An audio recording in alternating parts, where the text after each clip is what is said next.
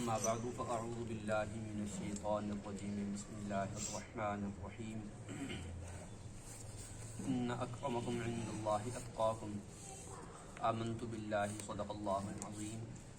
إن الله وملائكته يصلون على النبي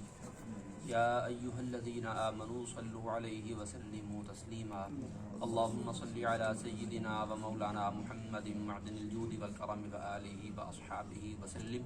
صلاة وسلاما عليك يا سيدي يا رسول الله وعلى آلك وأصحابك يا حبيب الله حمد و صلاة کے بعد قرآن مجید فرقان حمید میں اللہ تعالیٰ نے جو گزشتہ اقوام کے بارے میں حالات بیان کیے ہیں اور ان کے واقعات کو بیان کیا ہے اور پھر ان کے عذابوں کو اور ان کی ہلاکتوں کو بیان کیا ہے، وہ دراصل ادب اور بے ادبی کے طور پر ہے. یعنی ان کے ادب کو اور ان کی بے ادبی کو اللہ تعالیٰ نے بیان کیا ہے کہ وہ ہلاک اس وجہ سے ہوئے کہ انہوں نے بے ادبی کی، اور کچھ لوگ جو ان انبیاء پر ایمان لائے وہ بچ گئے تو اس لیے کیونکہ انہوں نے ادب کیا. تو ادب اور بے ادبی یہ ایک بڑی اہم چیز ہے، اور حقیقت یہ ہے کہ صحیح کامل مسلمان اور ناقص مسلمان یا غیر مسلم میں جو بنیادی فرق ہے وہ ادب اور بے ادبی کا بھی ہے. ادب ایک ایسی چیز ہے کہ بڑے سے بڑا عالم ہو لیکن اس کے اندر ادب بالکل بھی نہ ہو تو اس کا علم اس کے لیے کوئی فائدہ مند نہیں بلکہ اس کے لیے وبال ہے. اور اگر اس کے بے شمار علم کے بجائے اس کے بعد تھوڑا سا ادب آ جائے تو اس کی نجات کے لیے وہ کافی ہو جائے گا. حتیٰ کہ اگر کوئی جاہل آدمی ہو، یعنی بالکل ان پڑھ آدمی ہو، اس کے پاس بالکل کوئی ادب، اس کے پاس کوئی علم نہ ہو لیکن اس کے پاس ادب ہو تو وہ بڑے سے بڑے ایسے عالم پر فضیلت رکھتا ہے اللہ تعالیٰ کی بارگاہ میں کہ جس کے پاس بہت سارا علم تو ہے مگر اس کے پاس ادب نہیں ہے. حضرت عبداللہ بن مبارک رضی اللہ تعالیٰ عنہ بہت بڑے امام گزرے ہیں، امام مجتہد تھے، لیکن حضرت امام اعظم ابو حنیفہ رضی اللہ تعالیٰ عنہ کے شاگرد تھے. وہ فرماتے ہیں کہ ہمیں بہت سارے علم کے بجائے جو زیادہ ضرورت ہے وہ ہے تھوڑے سے ادب کی، کہ ہمارے پاس تھوڑا سا ادب ہو تو بہت سارا علم ہمیں فائدہ دے جائے گا، لیکن اگر ہمارے پاس بہت سارا علم ہو ادب نام کا بھی نہ ہو تو وہ ہمارے لیے فائدہ مند نہیں بلکہ وبال ہے، عذاب کا سبب ہے. اس لیے ادب بہت زیادہ ضروری ہے، اور ادب کے لیے ہمیں یہ نہیں دیکھنا کہ جی ہم سے کوئی بڑا ہے یعنی عمر کے اعتبار سے تو صرف اسی کا ادب کیا جائے، یہ ضروری نہیں ہے. اللہ تعالیٰ نے ادب کے بہت سارے ایسے ہمارے سامنے رکھے ہیں کہ جن کو یعنی ایسے بہت سارے لوگ ہیں کہ جن کا ادب ہمیں کرنا ہے، وہ اللہ تعالیٰ نے ان کے وہ معیار مقرر کیے ہیں. جیسے مثال کے طور پر عالم ہوتا ہے. اب ہم اپنے ارد گرد دیکھتے ہیں کہ بہت سارے ایسے بزرگ افراد ہیں کہ ان سے چھوٹی چھوٹی عمر کے علماء موجود ہوتے ہیں، نوجوان ہوتے ہیں یا ادھیڑ عمر کے ہوتے ہیں، اور بہت سارے بزرگ افراد ان سے اچھی خاصی عمر کے گیپ سے ہوتے ہیں، لیکن وہ عالم کا ادب کرتے ہیں اس وجہ سے کہ یہ اللہ کے دین کا عالم ہے، شریعت کا جاننے والا ہے. تو یہ ادب ہے. کیوں؟ کیونکہ دین ادب کرواتا ہے، ادب سکھاتا ہے، اور جو اصل معیار ہے ادب کا وہ ہے دین، کہ جس کے اندر دینداری پائی جاتی ہے وہ اس کا ادب کیا جائے گا. اسی طرح بڑا بھائی ہے، بڑی بہن ہے، استاد والدین ہیں، استاد ہے، شیخ ہے، کوئی بھی بڑا ہے، یعنی چاہے عمر میں بڑا ہو یا کسی بھی طرح سے بڑا ہو، اس کا ادب کرنا انتہائی ضروری ہے. بہت زیادہ یہ ضروری ہے، ہمیں دین سکھاتا ہے. اولیاء اللہ میں معلوم ہو کسی کے بارے میں کہ یہ اللہ کا ولی ہے تو اس کے بارے میں یا ہمیں ایسا گمان بھی ہوتا ہو کہ یہ اللہ کا نیک بندہ ہے، ہو سکتا ہے اللہ کی بارگاہ میں ولایت بھی اس کو حاصل ہو چکی ہو، تو اس کا ادب کرنا انتہائی ضروری ہے. صوفیاء یہ فرماتے ہیں کہ جو اللہ کے ولی ہوتے ہیں ان کا ادب جیسے انسان کرتے ہیں نا، ایسے ہی آسمان اور زمین بھی کیا کرتے ہیں. یعنی آسمان بھی ان کا کہنا مانتا ہے، زمین بھی ان کا کہنا مانتی ہے کہ اگر بالفرض وہ کبھی آسمان کو کہیں کہ تو پانی برسا تو وہ برسائے گا، اگر وہ سورج کو کہیں کہ تو اپنی تپش کو، حرارت کو کم کر دے، وہ کر دیں گے. کیوں؟ کیونکہ وہ پہچانتے ہیں کہ یہ اللہ تعالیٰ کا نیک بندہ ہے، اللہ تعالیٰ اس کی وجہ سے بہت سارے لوگوں کی مغفرت بھی فرمائے گا، اور اللہ تعالیٰ اس کی وجہ سے دنیا والوں پر بڑا رحم فرماتا ہے، تو ہم بھی اس کی بات مانیں گے کیونکہ اس کا حکم در حقیقت اللہ تعالیٰ کی طرف سے ہوتا ہے. تو اس لیے آسمان والے مانتے ہیں. اسی طرح زمین والے بھی، اور خود زمین بھی، کہ اگر وہ کہیں کہ زمین کو کہیں کہ جی پانی یہاں سے نکال لیتے. اور ایسے کئی ساری کرامتیں ہیں، بزرگوں کے ایسے کئی سارے واقعات ہیں کہ انہوں نے زمین کو حکم دیا، وہاں سے پانی نکل آیا. انہوں نے کسی جگہ کھیتی نہیں اگ رہی وہاں پر حکم دیا، وہاں سے کھیتی اگائی، چاہے فوراً نکلی ہو کہ کچھ دیر بعد نکلی ہو، کچھ عرصے بعد نکلی ہو، نکلتی ضرور ہے۔ کیوں؟ کیونکہ زمین بھی پہچانتی ہے کہ یہ اللہ تعالیٰ کا نیک بندہ ہے اور یہ جو حکم دے رہا ہے وہ ہم پر ماننا لازم ہے۔ اور وجہ کیا ہے کہ اس کو نسبت ہے اللہ تعالیٰ کی ذات سے، اللہ تعالیٰ کی بارگاہ سے اس کو نسبت ہے، وہاں کا اس کو قرب حاصل ہے، تو اس لیے اس نسبت کا احترام کرتے ہوئے زمین اور آسمان دونوں ان کا حکم مانتے ہیں۔ کیوں؟ کیونکہ یہ ادب ہے، ادب کرنا ضروری ہے۔ تو یہ ادب ہمارے درمیان آج افسوس کے ساتھ کہنا پڑتا ہے کہ آہستہ آہستہ اٹھتا چلا جا رہا ہے، اور ادب ہر اعتبار سے، یعنی اولیاء اللہ کا ادب تو اپنی جگہ ہے ہی ہے کہ وہ ہمارے ہاں، یعنی بات اپنی جگہ ہے کہ وہ واقعتاً ہمارے درمیان سے کم ہوتا جا رہا ہے، بلکہ کھرچ ہی ہمارے درمیان سے ختم کیا جا رہا ہے۔ اسی طرح جو بھی ہم سے بڑا ہے اس کا ادب بھی ہمارے درمیان مفقود ہوتا چلا جا رہا ہے، ختم ہوتا چلا جا رہا ہے۔ اسی وجہ یہ ہے کہ ہمارے اندر ایک تو عدم برداشت بہت زیادہ ہے، یعنی خاص طور پر جب بڑا کوئی بات کہتا ہے اور ہمیں وہ سمجھ نہیں آتی یا ہماری مرضی کے مطابق وہ بات نہیں ہوتی، تو پھر ہم اس کی بات نہیں مانتے، ہم اس کا پھر ادب نہیں کرتے، کیونکہ بات نہ ماننا بھی بے ادبی ہی ہے، ہم اس کا ادب نہیں کرتے۔ تو ہمیں لازم اور ضروری ہے کہ ہم اس کا ادب کرتے ہوئے اس بات کو مانیں۔ جیسے کہاوت ہے کہ بڑوں کی بات مانو چاہے وہ بظاہر جھوٹ ہی کیوں نہ ہو، یعنی ہمیں وہ جھوٹ لگ رہی ہو، غلط لگ رہی ہو، لیکن بات بڑوں کی مان لو۔ اس کا فائدہ کیا ہوگا؟ فائدہ یہ ہوگا کہ ہمیں اگر بالفرض وہ بات واقعتاً لگ رہی کہ غلط ہے، تو اللہ تعالیٰ اس کو ممکن ہے کہ درست کر دکھائے، بڑے کی بات ماننے کی وجہ سے اللہ تعالیٰ اس کو درست کر دکھائے۔ اور بالفرض اگر ایسا ہو کہ واقعتاً وہ بات غلط نکلی، جیسا کہ ہمارا گمان تھا کہ یہ بات کہہ رہے ہیں غلط ہے، واقعتاً وہ غلط بھی نکل آئی، تو ہو سکتا ہے کہ اللہ تعالیٰ اس کے اندر کوئی ایسی برکت پیدا فرما دے کہ جو ہمارے گمان میں بھی نہ ہو۔ تو اس لیے یہ ادب ہمیں سکھاتا ہے کہ ادب ہمیں کس طرح کرنا ہے، اور یہی لوگ ہوتے ہیں جو اللہ تعالیٰ کی بارگاہ میں پہنچتے ہیں۔ غوث اعظم رضی اللہ عنہ کا مہینہ ہے، غوث اعظم رضی اللہ عنہ انتہائی با ادب تھے، اولیاء اللہ کا، علماء کا، صلحاء کا انتہائی ادب کرنے والے اور دنیا کو بھی ادب سکھانے والے تھے۔ ان کے بارے میں انتہائی مشہور واقعہ ہے اور بڑا ہی ایمان افروز ہمیں ہمارے اس ٹاپک کے حوالے سے بڑا اہم ہے، ادب کے حوالے سے، کہ ان کے شہر یعنی جہاں بغداد میں وہ تعلیم حاصل کر رہے تھے، وہاں پتہ چلا جی کہ ایک بزرگ تشریف لائے ہیں، اللہ کے ولی ہیں، تو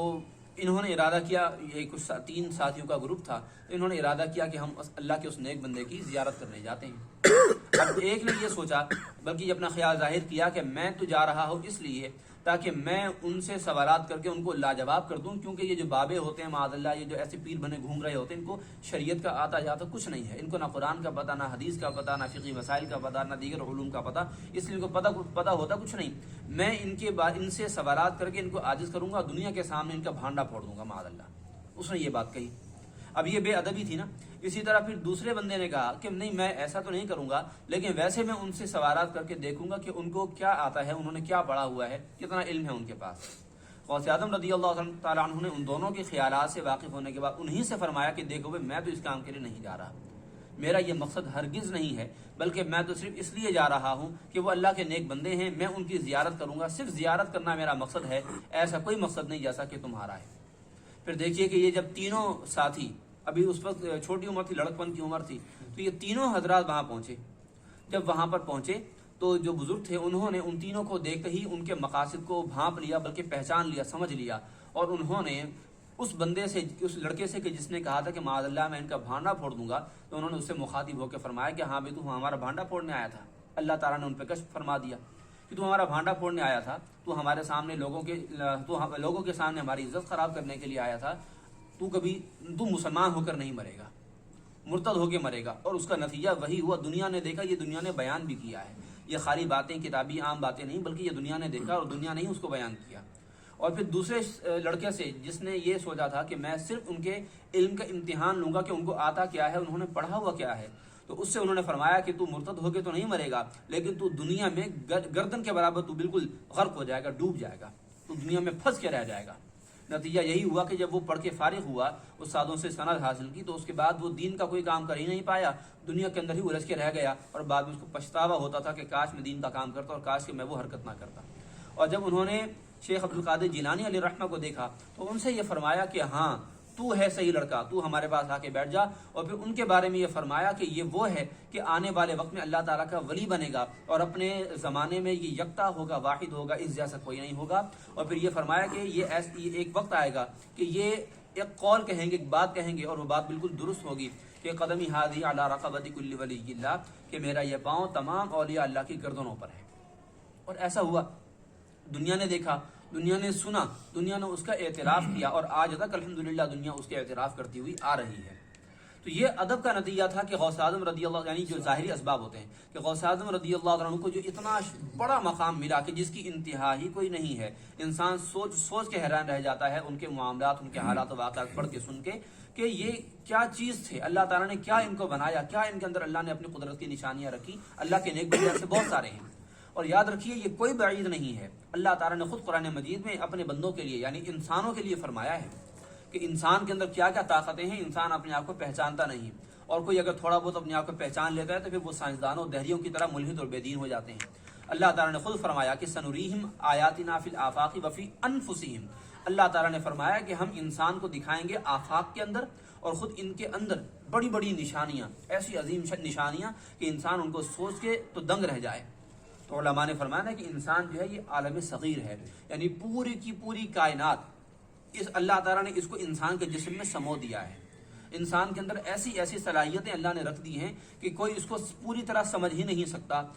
کوئی اس کی گہرائیوں میں کما حقو جا ہی نہیں سکتا۔ یہی وجہ ہے کہ انسان اللہ تعالیٰ کی تمام مخلوقات میں سب سے اعلیٰ اور سب سے شاہکار مخلوق ہے۔ اس جیسی مخلوق اللہ نے اور کوئی پیدا نہیں کی، اور اسی مخلوق کے لیے اللہ تعالیٰ نے یہ ساری دنیا سجائی، اور علماء نے لکھا ہے کہ انسان اس پوری زمین پر سب سے آخری آنے والی مخلوق ہے۔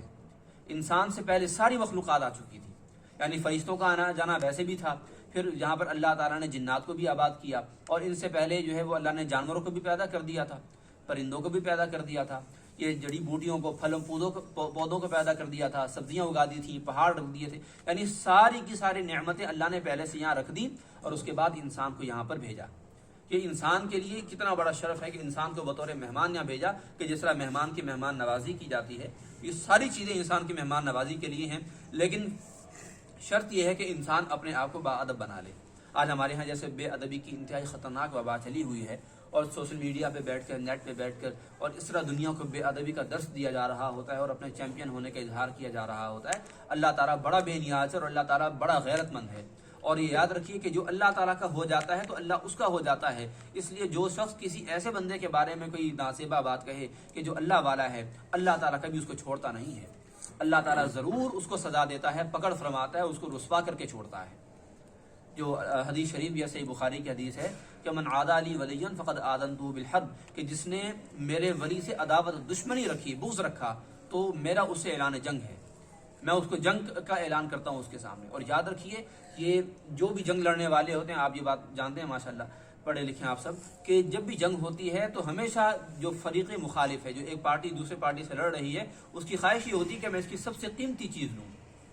اور ہمارے ہاں عام طور پر چونکہ ہم میٹیریلسٹک لوگ ہیں، مادیت پسند ہیں ہم لوگ، تو ہمارے خیال میں یہ ہوتا ہے کہ کوئی جو اس کی پسندیدہ چیز ہوگی وہ مطلب فلاں چیز ہوگی، یا ہمارا مال ہوگا، یا ہمارا منصب ہوگا، اس طرح کی چیزیں نہیں سمجھتے ایسے لوگ کہ اصل جو قیمتی چیز ہے انسان ایک مسلمان کی، وہ اس کا ایمان اور اس کا اسلام ہے۔ اور جب اللہ تعالیٰ کسی سے اعلان جنگ کرے گا، اللہ تعالیٰ تو جانتا ہے نا سب سے قیمتی چیز کیا ہے، تو اللہ تعالیٰ اس کا ایمان سلب فرما لیتا ہے۔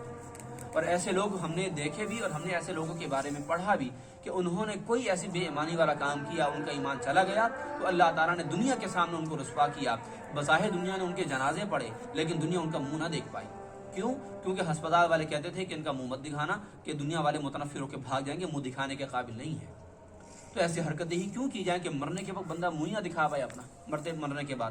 تو اس لیے یہ ادب بنیادی چیز ہے۔ ادب پہلا قرینہ ہے محبت کے قرینوں میں۔ ہم زبان سے لاکھ باتیں ہم دین کی کریں، ہم لاکھ اللہ رسول کی باتیں کریں، احادیث بیان کریں، آیات طیبات بیان کریں، دل میں ادب نام کا نہ ہو تو پھر اس کا مطلب یہ ہے کہ وہ ساری باتیں صرف زبانی جمع خرچ ہیں، اس کا اصل فائدہ کچھ نہیں ہونا۔ تو ادب کے لیے ہماری گزارش یہ ہے کہ اس چیز کو اپنی نسلوں میں ٹرانسفر کرنا چاہیے، لوگوں کو، بچوں کو بتانا چاہیے۔ ہم تو اپنے اسکول کے نصاب میں پڑھا کرتے تھے، آج وہ دور بھی چلا گیا، وہ اسکول کے نصابوں کے اندر سے وہ باتیں بھی نکل گئی۔ آج کل بچوں کو نہ یہ پتا ہے کہ ٹیچر کی کیا اہمیت ہے، استاد کی، اگرچہ دنیا پڑھا رہے ہیں لیکن اس کے باوجود اس کا کیا ادب، کیا مقام کچھ نہیں پتا، ماں باپ کا کیا مقام کچھ نہیں پتا، استاد کا کیا مقام کچھ نہیں پتا، بڑے بہن بھائیوں کا کیا مقام کچھ نہیں پتا۔ تو یہ وبال بھی اس کا بعد میں جا کے پڑتا ہے، اور اس وقت لوٹنے کا موقع نہیں ہوتا۔ اپنی نسلوں میں اسی کو ٹرانسفر کرنا چاہیے، اور ایسے جو فتنے ہمارے معاشرے میں موجود ہیں، چاہے وہ نیٹ کے ذریعے ہوں یا ہمارے معاشرے میں محلہ جات میں، ان سے بچانا چاہیے۔ اللہ تعالی ہم سب کا حامی و ناصر ہو، وما علیہ الا البلاغ۔